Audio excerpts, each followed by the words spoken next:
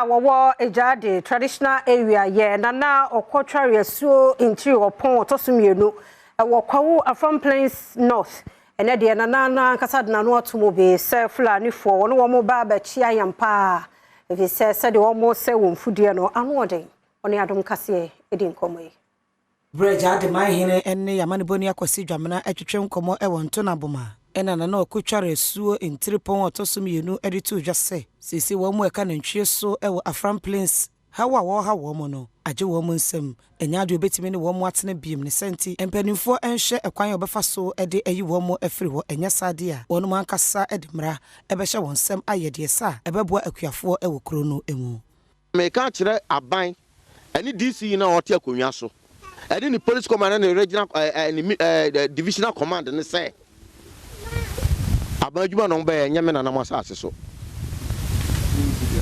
abadjuma e no be nyame na namasa ase so nti yesra ban free ne enkopem ne kira ya nhuna na mo ayesu yebetu ya na mo because me twere me petition bra ban edam se me book constitution enwachi omanfo bi nso editudwa ekyerese ekwan ya Fulani fo de wo mo fa so no enkoyie esanse onfudi a wodua won sa ase so nyina no emoi esese no a empata bia eni wono mo a Fulani fo edema wo mo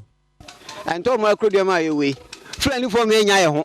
ye de anwo so ye ne ye ho yentimi nkwa afom yentimi nkwa nso ye ma ntimi nkwa babia wo fo so ye afom so a no mo de nantwi akose no okoka nso a na apolitifo asan ba kire mu akrofo mu asan akogum enti no ye nya ye ho kra ne ye twa okrodua ye hu yentimi nya hwe oba ntimi nkwa mema ntimi nkwa